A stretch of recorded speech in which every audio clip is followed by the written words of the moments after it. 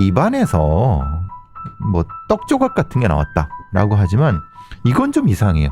입 안에서 나오면 안 다죠. 만약에 질식사에서 돌아가셨다고 하면 네. 기도에서 나와야죠. 네, 기도를 맡고 있든지. 그죠? 네.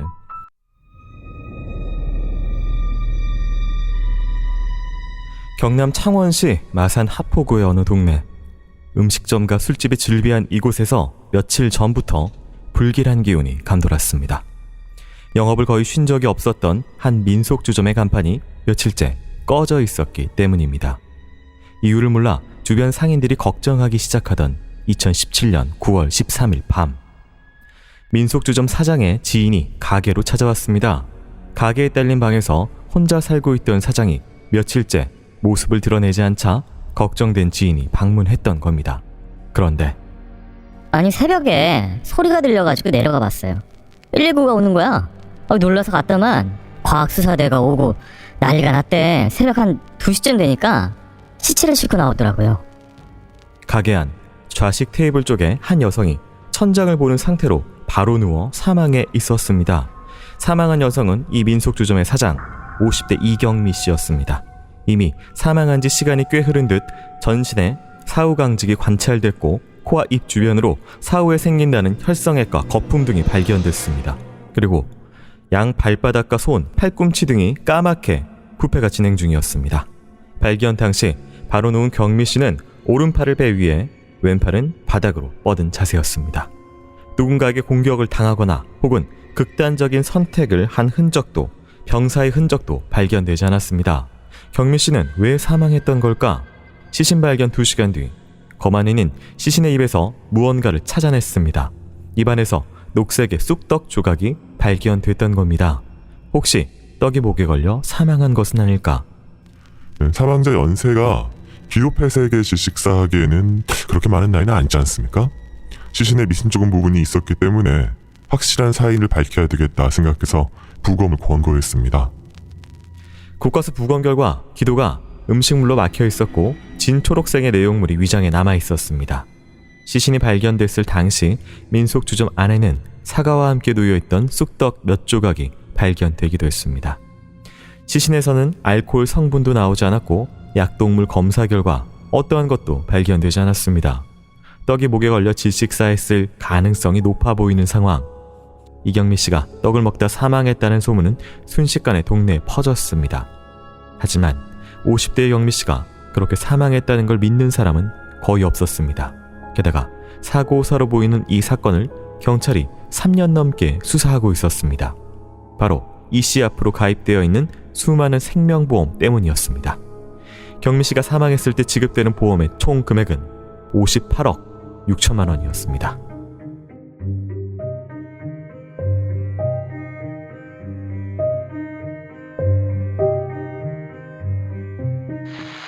자, 오늘 준비한 사건은 2017년 창원시 마산 하포구에서 발생했던 사건입니다. 50대 이경미 씨가 자신이 운영하는 민속주점에서 사망한 채 발견이 됐는데요. 문제는 그녀 앞으로 들어있는 거액의 생명보험이었습니다. 당시 상황, 발견된 모습, 또 부검 결과 등으로는 무엇을 알 수가 있을까요? 이분이 그게 누워있는 상태인데 네. 다른 형태의 뭐 흉기 선처라든가 아니면 뭐 둔기 흔이라든가 이런 것이 아니라 다른 부분에 대해서는 어떻게 돌아가셨는지에 대한 부분이 명확치 않아요. 그런데 거만이는 입안에서 뭐 떡 조각 같은 게 나왔다라고 하지만 이건 좀 이상해요. 입 안에서 나오면 안 다죠. 만약에 질식사에서 돌아가셨다고 하면 네. 기도에서 나와야죠. 네, 기도를 맡고 있든지. 그죠? 네.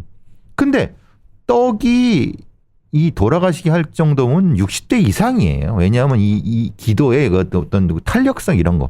50대는 그럴 수가 없죠. 네. 보통 그 아래쪽은 떡은 흐물흐물하잖아요. 네. 일정 정도 움직이면 이게 빠지거든요. 네. 근데 이거는 좀 표현 자체가 좀 이상해요.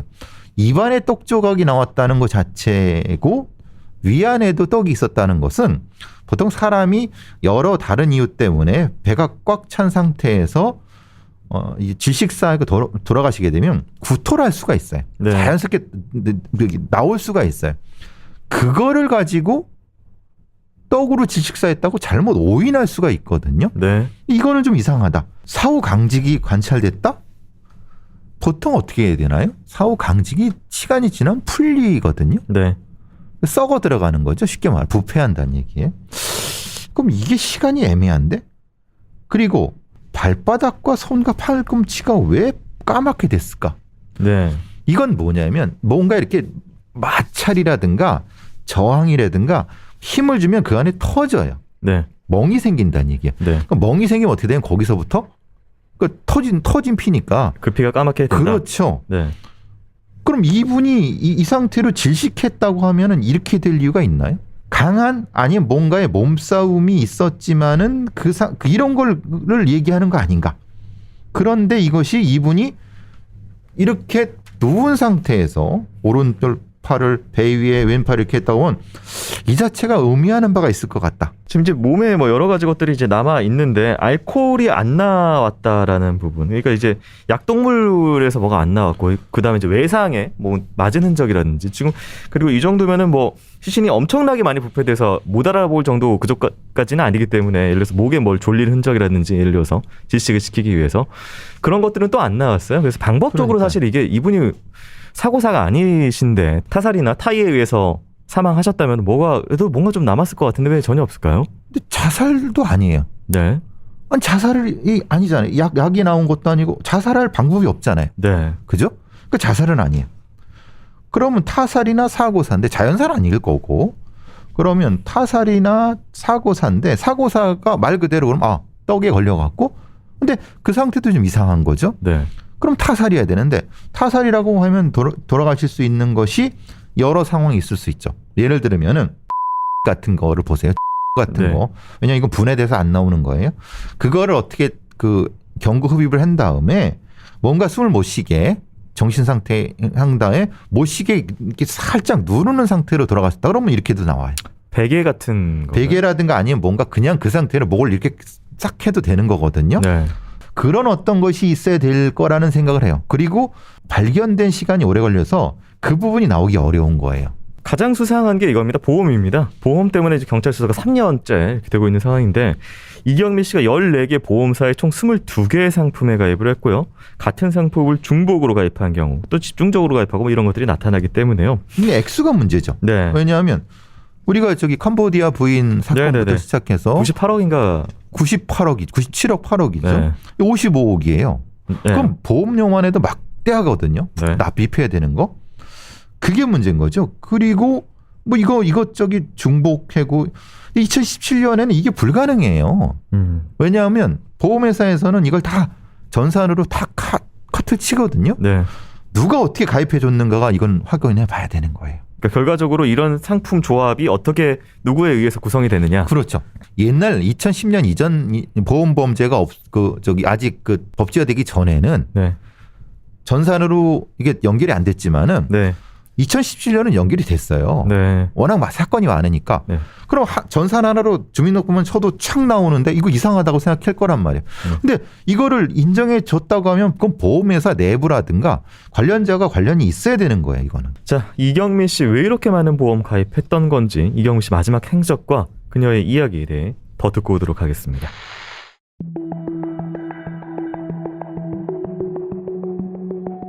민속주점을 혼자 운영하고 있던 이경미 씨는 사람과의 왕래가 거의 없는 사람이었다고 했습니다. 그녀의 마지막 모습이 확인됐던 날도 그녀는 가게에서 일을 하고 있었습니다. 시신으로 발견되기 6일 전인 9월 7일 민속주점 정문을 멀찍이 비추고 있던 인근 건물의 CCTV에 경미 씨의 모습이 찍혀 있었습니다.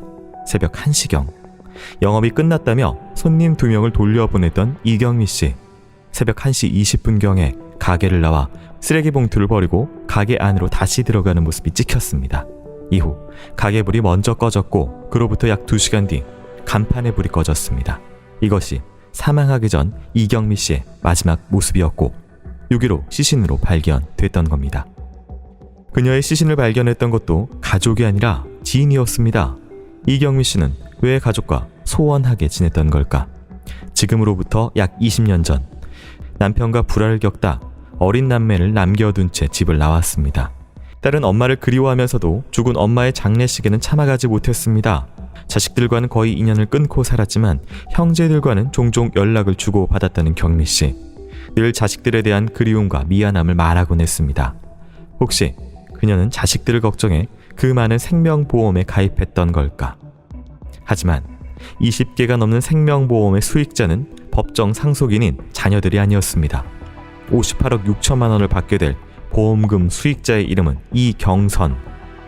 처음 경찰이 딸에게 연락해 어머니의 보험에 대해 이야기했을 때 딸은 이경선이란 이름을 듣고선 엄마 이름과 비슷해 이모일 거라고 생각했습니다.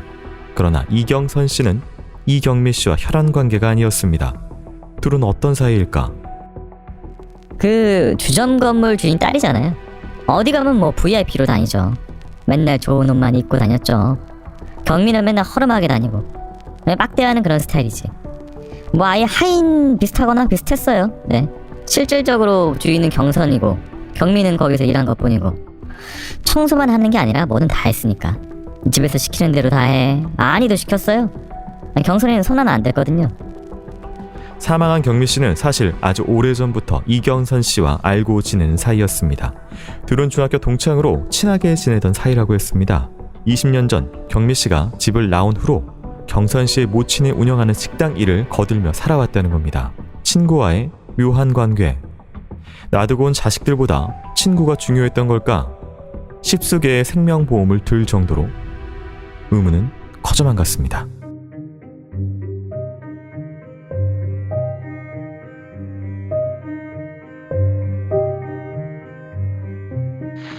이경미 씨가 사망하자 그녀 장례식은 이경선 씨의 가족들, 이 친구의 가족들이 진행을 했는데요. 경미 씨의 형제들은 경찰에게 동생의 사망 소식을 듣고 이제 장례식장에 갑니다. 근데 이제 왜 연락하지 않았냐라고 경선 씨 가족에게 묻자 이경미가 만약 자신이 죽으면 언니 오빠도 아무도 부르지 말라 했다라고 이렇게 전했다고 합니다. 집을 나가서도 연락을 아예 끊고 살거나 사이가 안 좋은 것도 아니었고요. 그런 상황에서 그런 이야기를 했다는 게 의아했지만 뭐 친구 가족이 장례도 치러주고 화장할 때 또 이경선 씨가 뭐 오열하고 쓰러지고 이런 모습을 보였기 때문에 당시엔 뭐 고마운 거구나, 고맙다 이렇게 생각을 했다고 하고요. 간간히 또 연락하고 지내는 형제들이 있었는데 장례식장에 오지 말라, 굳이 오지 말라라고 했던 부분.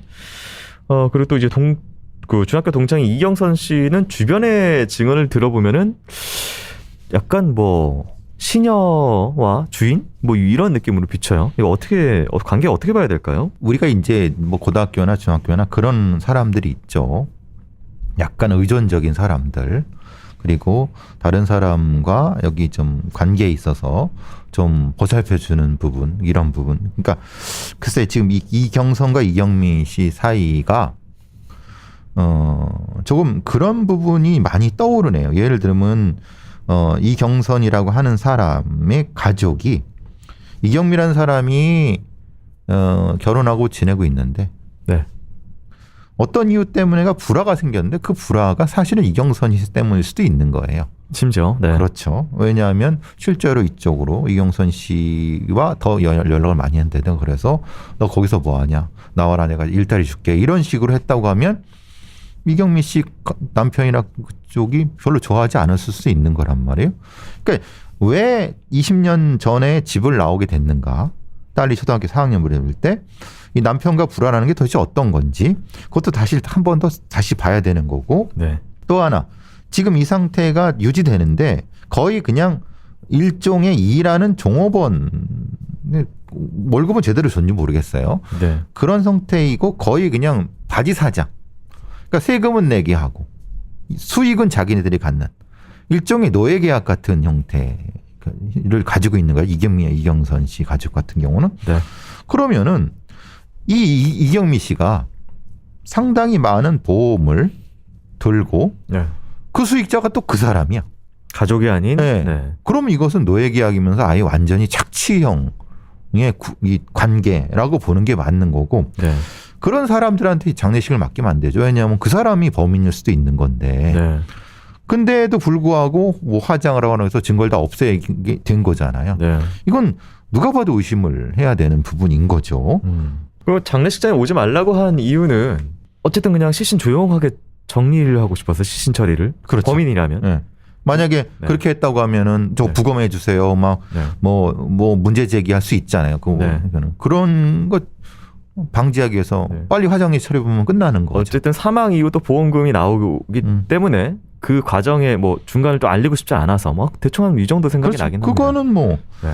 어차피 자기한테 이경선 씨한테 가죠. 네. 돈이 오는 건데 굳이 그럴 필요는 없겠죠. 그 사람들 입장에서는. 지금 어쨌든 이 CCTV 인근 건물에 CCTV 상 나와서 쓰레기 버리고 불 끄고 이 장면 외에는 건물에 들어가는 사람은 또 찍히진 않았다고 하거든요. 그 CCTV에선. 근데 또 네. 우리가 보면 네. CCTV 말고 다른 어떤 것도 좀 찾아봐야 되는 거예요. 네. 사실 이런 일종의 트릭 같은 것이 존재하는 게 네. 우리가 앞에 있는 CCTV만 보고 뒤에 있는 거라는 옆에 있는 거. 건물 뒤쪽으로. 뭐 이런 것들. 네. 왜냐하면 이 건물이 누구 거예요. 아, 이경선 씨 그렇죠. 건물이죠. 네.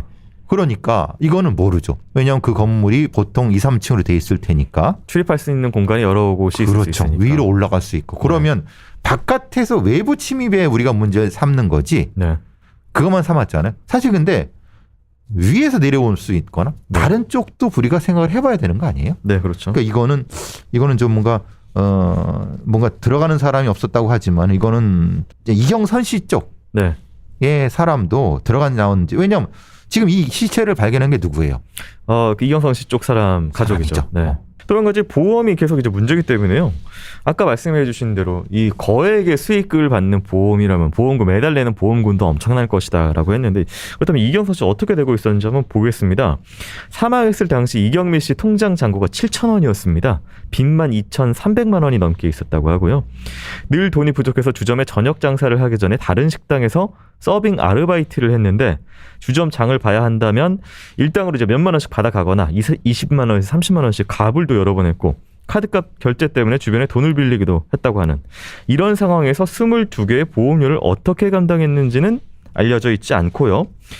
이경미 씨 2012년부터 16년까지 4년 동안에 이 보험을 가입을 했던 건데 가입 당시에는 수익자가 법정 상속인이었다가 대부분 몇 개월 만에 이제 친구 이경선으로 하나씩 이렇게 다 변경돼서 모두가 이경선으로 바뀌게 됩니다. 자기 원래 가족들하고 아주 안 좋다. 그냥 뭐 싸우고 나왔다. 네. 근데 이 상황은 그런 것도 아니에요. 남편하고는 안 좋은 것 같은데 형제들하고는 그렇죠. 연락을 형제들하고는 하고요. 네. 사실 뭐 연락도 하고 그랬을 거란 네. 말이에요. 그러면은 그 부분에 대해서 어느 정도까지 뭐 얘기가 돼야 돼. 그 얘기도 없는 상태에서 얘기했다. 뭐 그래 그렇다고 쳐도 이 사람 돈이 너무 없어요. 네. 이 사람이 이 서빙 아르바이트 그럼 그 돈은 어디 간 거죠? 이건 상당히 착취형 세뇌 관계일 가능성이 높은 거고 네. 그래서 이 돈의 흐름에 대해서 추적을 했어야 되는 거예요. 네. 이 사람이 벌은 돈이 어디로 갔는가. 납부한 내역이라든지 그리고 어디서- 납부한 네. 내역을 누구 계좌에서 납부하게 되는가. 네네. 아니면 실제로 현금으로 납부했다 그러면 그 납부한 CCTV 네. 다 확인했어야 되는 거예요. 자, 처음 이경미 씨의 시신을 발견했던 사람이 친구 이경선 씨 제부였다고 하는데요. 친구 경미 씨가 연락이 안 된다고 이경선 씨가 확인을 부탁했다는 그런 이야기가 있습니다. 뭔가 좀 다 얽혀있는 느낌입니다만 중요한 것이 정확한 사인이거든요. 그 부분 듣고 오도록 하겠습니다.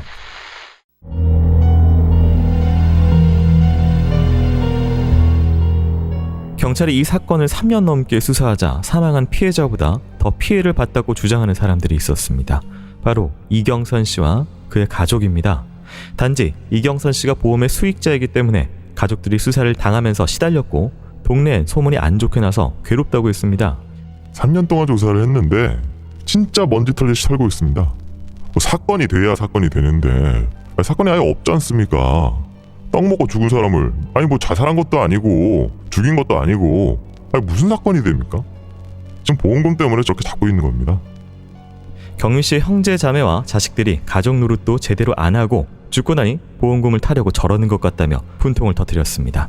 생명보험에 집중적으로 가입한 것과 수익자 변경 등 합리적으로 납득이 안 되는 부분에 대해서는 세상에는 특수한 경우가 엄청 많고 우리 상식으로 합리적으로 생각하지 못한 일이 비일비재하다고 대답했습니다.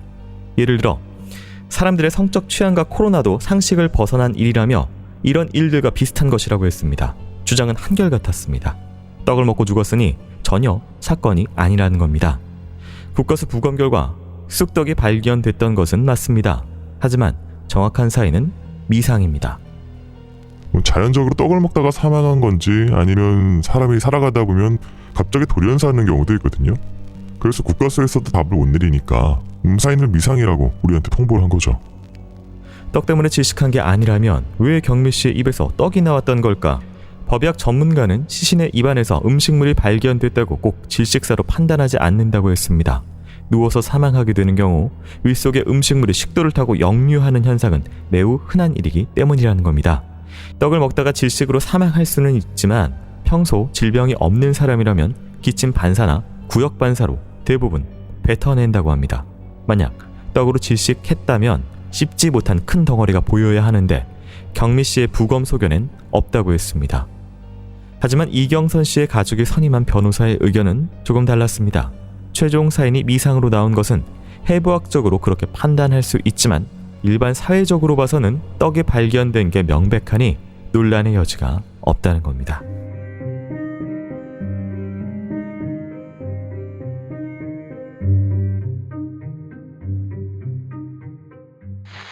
네, 이 이경선 씨 가족은 한 언론과 인터뷰에서요, 자신들의 오해를 받고 소문이 이상하게 나서 괴롭다 이렇게 거듭 읍소를 했는데요. 이경미 씨의 가족이 보험금을 노리고 나타나 사건을 만들고 있다고 이렇게 주장을 합니다. 반면에 이경미 씨의 가족은 보험금은 필요 없고 죽음의 이유를 정확하게 알아야 하는데 그 가운데 보험이 있을 뿐이라고 대답하고 있는 상태입니다. 만약 자신들이 보험에 욕심이 있었다면 처음 사망했을 때 보험부터 알아봤을 거라고 얘기를 했는데, 하지만 실제 가족들이 보험에 대해 알게 된 건 2019년 2월 경찰이 이미 수사를 한참 한 뒤에 연락을 해왔을 때 처음 들었다고 이렇게 합니다. 이경미 씨의 가족들이, 그러니까 형제 자매들이 조회를 냈다고 하면 기록이 남아요. 네. 전화 기록. 그럼 보험에 관심이 있다, 보험금에 관심이 있었다고 하면은 네. 분명히 조회를 했을 것이고, 근데 그것이 없다고 보면 이거는 그 관련이 없는 거죠. 물론 지금 이경선이라는 사람이 괴롭다라고 하지만 그거는 그렇게 생각하면 안 되죠. 만약에 그렇지 않으면은 지금 50매덕을 자기들이 갔잖아요. 그 50매덕을 비정상적인 방법으로 지금 수령해야 되는 상황인데 그 비정상적인 부분에 대해서 경찰이 수사하는 것이 네. 잘못된 건 아니에요. 이 경선 씨 쪽 사람들이 보통 이제 인터뷰를 응하는 태도는 보통 이렇습니다. 이거에 대해서 좀 설명을 해달라. 납득 안 돼. 왜 수익자가 이경선 씨고 왜 그 많은 돈, 뭐 이런저런 납득 안 되는 상황에 대해 설명해달라고 하면, 아니 그거는 이경미가 알지. 이경미가 하는 행동이니까 이경미가 알지 왜 자기한테 와서 묻느냐라고 거듭 얘기를 합니다. 왜 수익자가 당신 앞으로 돼 있어요? 그걸 한 게 이경미가 해줬으니까 그런 거지. 난 모른다라고 네. 하는 거잖아요. 그럼 그 앞에 대답을 해야죠. 앞에 그러면 이 사람을 종업원으로 썼으면, 바지 사장으로 썼으면, 예를 들면 거기에 대한 수익 내요? 돈? 근데 이분은 잔고가 2,000원, 7,000원밖에 없어. 네. 근데 다른 쪽으로 나간 돈이 없어. 그 부분에 대한 설명을 먼저 한 다음에 그걸 해야죠. 그죠? 네. 그러니까 말하자면 왜냐? 보험금을 누가 냈을 거잖아요. 네. 그 보험금을 냈는데 이분은 돈을 뭐 일당 알바도 하면서 했어. 이런 거가 다 연관이 돼요. 보험료가 수십억이기 때문에 그것도 당연히 본인들이 수익자가 네. 설명해야 될 의무가 있는 거예요. 알겠습니다. 이 부검 결과, 그러니까 지금 어쨌든 이경선 씨 쪽은 떡 먹고 질식사했다라고 하지만 정확하게 얘기하면 미상입니다. 미상. 그렇죠. 이건 아니에요. 네. 아까 말씀드린 것처럼 떡 먹고 질식사한 것이 아니라 네. 떡을 먹은 건 맞지만 네. 질식사인지는 모르는 거예요. 네. 왜냐하면 국가에서 사인이 어떤 건지 안 나온 거예요. 네. 단 입안에 떡이 있었다라고 하는 거지. 네. 그러니까 어떻게 죽었는지를 경찰도 모르는 거, 국가에서도 모르는 거예요. 참고로 이 시신 아까 이경선 씨가 장례식장에서 오열을 했다고 했는데 오열한 이후에 화장을 했기 때문에 이제 증거는 없습니다. 부검은 했죠. 부검을 했지만 뭐 이후에 뭐 다시 뭐 재검을 다시 부검을 한다든지 아니면 재확인 뭐 이런 과정은 뭐 그건 불가능해서 안 되고 네. 부검 기록 사진이 다 있기 때문에 네. 그거를 다시 네. 다른 전문가들한테, 행동 전문가들한테 보여야 될 것 같다는 생각이 들어요. 네. 그러니까 이제 우리가 부검을 했다고 해서 그 부검의가 모두 다 안다고 볼 수는 없어요. 네네. 그리고 부검의가 모두 전문가라고 볼 수는 없어요. 실력이 떨어지는 사람도 있고 네. 못 보고 놓친 것도 있고 덕국물 검사도 마찬가지고 네.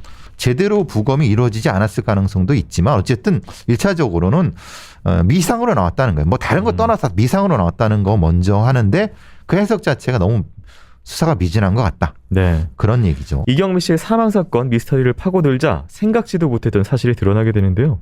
이경미 씨와 친구인 이경선 씨 관계에 대한 이야기입니다.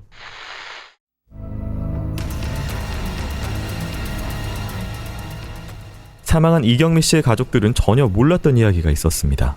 이경미 씨의 생전에 대해서 증언하던 주변 상인들의 입에서 나왔던 묘한 이야기. 상인은 이경미 씨가 이경선 씨와 자매인 줄 알았다고 했습니다. 경미 씨가 사망하자 그녀의 짐을 고물상에 보내는 모습을 봤다고 했습니다. 딸이 죽었다고 물건을 다 버리는 모습이 의아했다고 했습니다. 또 다른 상인은 어쩌다 딸이 그렇게 됐냐라고 물었는데 이경선 씨의 가족이 경미 씨의 욕을 했다고 했습니다. 상인이 봤을 때 경미 씨는 그 집의 헌신적인 사람이었습니다. 왜 욕을 하지? 내가 그렇게 생각을 했지. 막 소리 지르면서 그랬거든. 그래서 내가 딸 아니었나? 그러니까 큰딸 친구라면서 난 또 딸인 줄 알았거든. 다른 딸들은 일 안 시키면서 맨날 격리만 시켰지. 분명 중학교 동창일 뿐인 두 사람을 왜 주변 상인들은 자매라고 생각했던 걸까? 경미 씨가 사망하기 약 15개월 전인 2016년 4월 14일 놀랍게도 50대 나이인 경미 씨가 이경선 씨의 모친에게 성인 입양됐던 겁니다. 그렇게 자매가 된 두 사람. 그런데 이때 이후로 법정 상속인이 보험 수익자로 남아있던 약 7개의 보험까지 모두 이경선 씨로 수익자가 변경됩니다. 경미 씨가 마지막으로 보험에 가입했던 시기는 입양 2달 후인 2016년 6월. 그런데 이유가 무엇인지 2년 전 가입했던 것과 같은 상품에 또 한 번 가입했습니다. 그 뒤로 약 15개월 동안 20여 개가 넘는 보험 상품을 유지하다가 사망했던 겁니다. 성인 입양이 됐다는 사실을 안 가족들은 전혀 이해할 수 없는 일이라고 했습니다. 가족과 인연을 완전히 끊은 것도 아니었고 심지어 당시엔 경미 씨 어머니가 살아 계셨던 겁니다. 입양되려면 어머니의 동의가 필요했습니다. 어머니는 어떻게 허락했던 걸까? 입양 사실을 알게 된 경미 씨의 오빠는 묘한 사건을 하나 떠올렸습니다. 어느 날 경미 씨가 연락도 없이 집에 온 적이 있었습니다. 어머니의 점심을 챙기려고 집에 들렸더니 현관에 신발 2켤레가 있었습니다. 오빠의 인기척이 들리자 경미 씨가 어머니 방에서 나와 인사를 했습니다. 그런데 동생하고 인사하고 어머니한테 두유라도 드실 거냐 아니면 뭐 이따 밥을 먹든지 하자 뭐 이런 이야기 하고는 내가 확 돌아서는데 지금 여기에요. 여기 문 뒤. 여기 이렇게 딱 벽 쪽에 몸 숨기고 있더라고. 경미 씨와 함께 온 이경선 씨가 방문 뒤에 숨어 있었다는 겁니다. 오빠와 마주친 후 두 사람은 바로 집을 떠났습니다. 그땐 단지 해프닝 정도로 생각하고 잊고 있었던 오빠. 하지만 동생이 사망한 이후 어머니의 자필 서명이 있는 입양 서류를 보게 됐을 때 이 일이 떠올랐습니다. 당시 어머니는 시력을 완전히 상실해 장애 판정을 받으신 후였습니다. 그런 어머니가 늘 걱정하던 막내딸을 입양하는 서류에 자필 서명을 했을까? 모든 사실을 확인하고 싶지만 어머니는 몇 해 전 세상을 떠나셨습니다.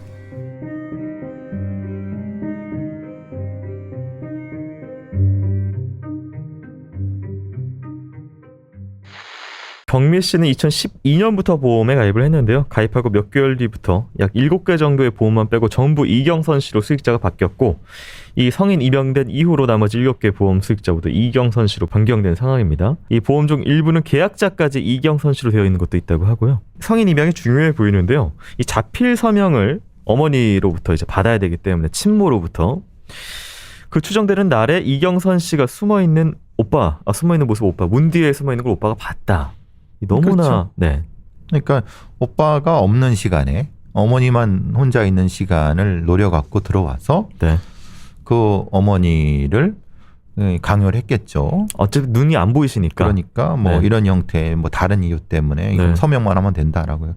서명을 하고 근데 그거를 이제 조정했던 사람이 이경선이 뒤에 숨어 있었고 근데 그 오빠한테 걸리자 불이 나게 도망간 건데 글쎄 이게 특별한 어떤 것이 없으니까 뭐 캐물을 수도 없는 거잖아요. 근데 네. 나중에 보니까 그거 생각나는. 어머니가 네. 자필 서명을 했더라. 네. 그때가 아닐까라고 하는 거죠. 아니 와가지고 문 뒤에 숨을 이유가 그렇죠. 없잖아요. 그러니까 네. 아니 그냥 친구면은 인사하면 네. 되는 건데 그건 뭐냐면 그거는 다른 사람이 없을 때 어머니한테 이걸 뭘 하려고 했다는 것이 방증이겠죠. 네, 본인이 뭔가 캥겼다라는 그렇죠. 것에. 그럼 네. 왜 그랬을까? 네. 그러니까 성인 입양을 왜 하려고 그랬을까? 네. 성인 입양을 한다는 것은 결국은 이 보험의 법정 수익이 관련된 부분이 있잖아요. 네. 만약에 그렇지 않으면은 당연히 이게 웃긴 상황이 되는 거예요.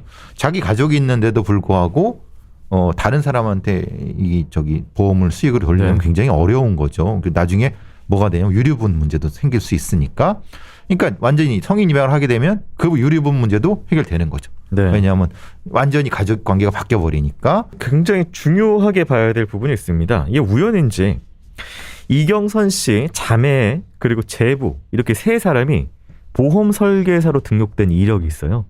이 보험 전문가는 경미 씨가 가입한 생명보험 상품에 대해서 지극히 이 상품들은 지극히 수익자에게 유리한 보험이다. 가입자에게 유리한 보험이 아니라 이렇게 판단을 했고요. 보험 상품들이 주로 10년 내에 사망할 때 보장받는 단기 사망 보험들이었다. 해약 환급이 전혀 없는 상품. 이건 한마디로 돈을 죽으란 얘기죠. 네, 네. 죽어야지만 이게 이득이 되는 수익자가. 네. 이 사람은 보험을 가입한 사람은 네. 어떤 형태도 혜택이 없는 거예요. 네. 돈만 내는 거예요. 그다음에 이 사람이 죽어서 사망보험이 나오면은 나머지 사람한테 그래서 보통 이런 걸 자살보험금이라고 하죠. 네. 자살은 하지 않지만 어떻게든 그렇게 죽게 되면 다른 사람한테 그 돈을 다 줄 수 있는 그래서 이런 경우는 네. 보험회사에서도 이런 걸 가입할 때 대단히 조심스럽게 하거든요. 네. 근데 그것을 회피할 수 있는 거는 보험 관련된 사람들, 보험회사 내부 사람들이 설계를 좀 바꿔갖고 이렇게 해버리는 거예요. 그래서 관계가 없을 때 가입해 두고 그 다음에 그 관계를 그때는 바꾸지 않았으니까 관계를 바꾼 다음에 또 가입해 두는 거예요. 네. 이거는 전형적인 보험 사기죠. 네. 네. 정확히 보험 살인이 될 수 있는 거예요. 자, 이경선 씨는 왜 경미 씨의 모든 보험의 수익자가 자신으로 변경되었는지 속 시원히 입장을 밝히고 있지는 않고요. 묘한 정황이나 사실 때문에 오해받고 억울한 부분이 있다면 이제 적극적으로 나서서 해명하는 게 현명한 판단일 것 같은데 아직까지 없습니다. 사망한 이경미 씨의 가족들은 국민청원에 글을 올리기도 하면서 사건을 알리고 있는 상황입니다. 가족들 주장 잠깐 듣고 오도록 하겠습니다.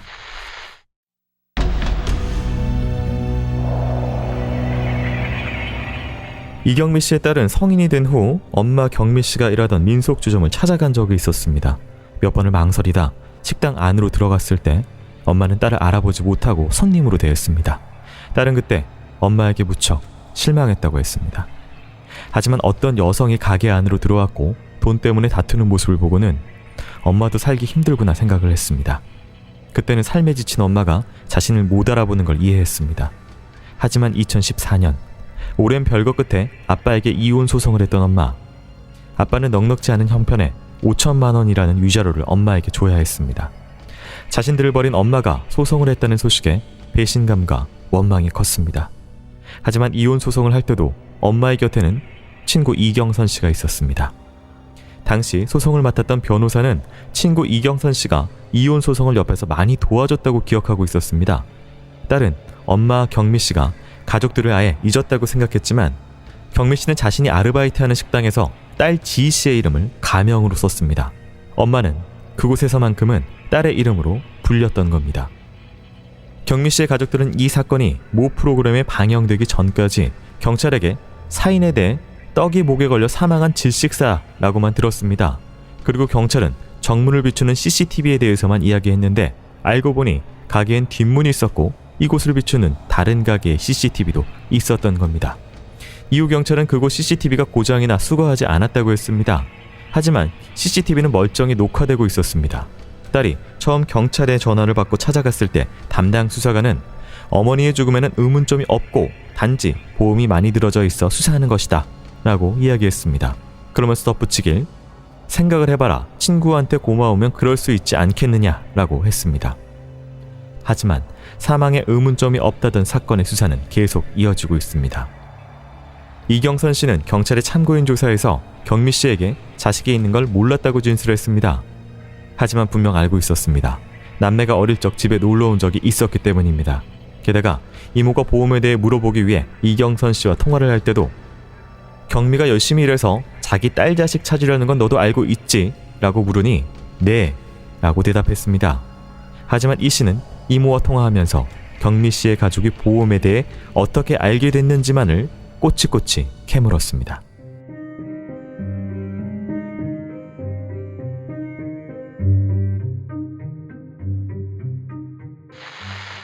방금 말씀드린 내용은요, 경미 씨 가족이 인터넷에 올린 주장이 좀 들어가 있다. 가족 주장으로 구성된 부분이 좀 들어가 있다라는 걸 다시 한번 말씀을 드리고요.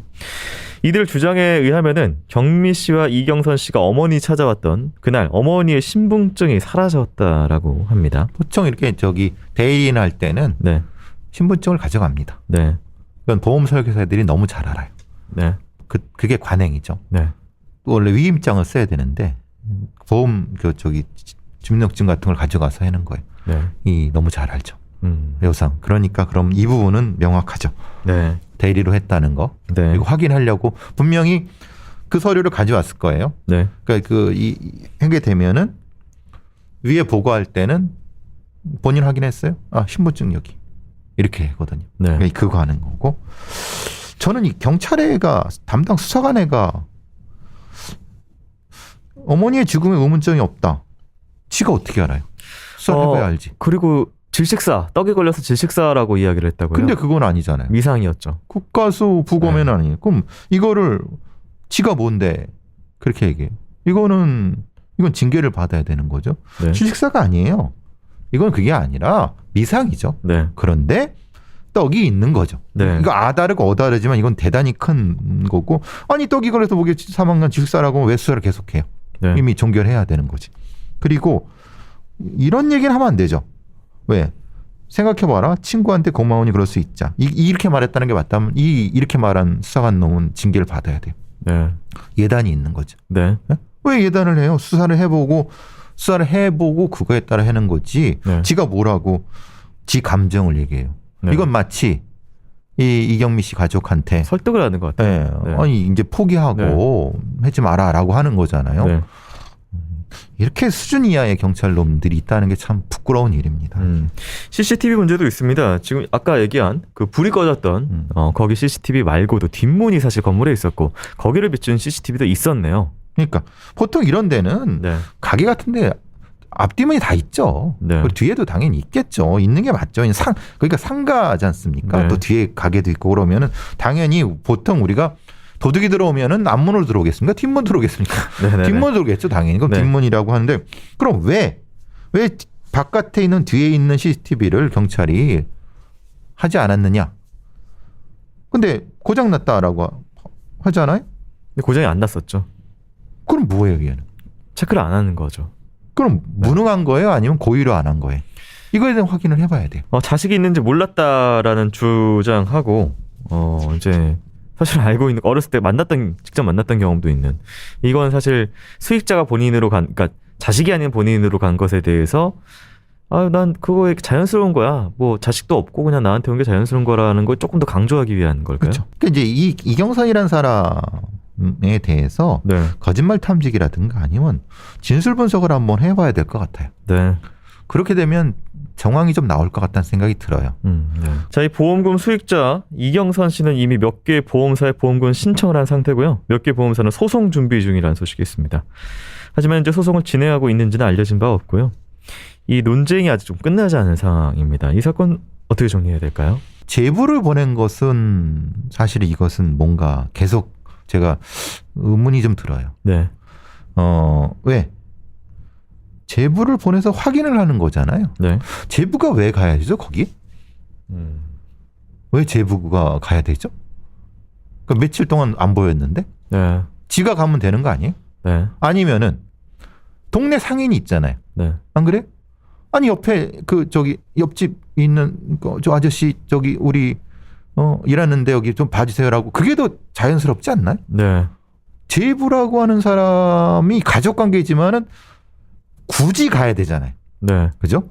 근데 상인은 옆집 상인들 있잖아요. 네, 우리 거기 가게 좀 들여봐 주세요라고 하면 되는 거잖아요. 네, 네. 저는 그거를 경찰이 그냥 흘겼다. 네. 그러니까 그냥 흘렸다. 네. 이건 자격이 없는 거죠. 뭔가 좀 거기서 뭘 봐야 되는 이게 거죠. 우연인지 아까도 말씀드렸다시피 우연인지 그 제보 역시 보험 설계사로 등록된 그렇죠. 이력이 있는 사람입니다. 지금 이거에 막대한 이해관계자예요. 네, 이해관계자인데 경찰이 그걸 놓쳤다.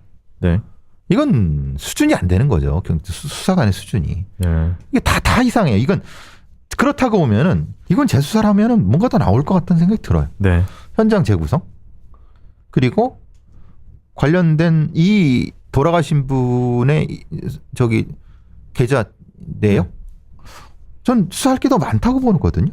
왜 여기서 멈췄는지 모르겠네. 네. 충분히 수사가 안 된 것 같다는 생각이 드는데. 정리를 하자면은 다시 수사를 해봐야 하는 사건이다. 예, 그렇죠. 네. 이거는 충분히 가능성이 있다고 좀 봐요. 알겠습니다. 자, 오늘 저희가 준비한 크라임은 여기까지입니다. 교수님 수고하셨습니다. 수고하셨습니다.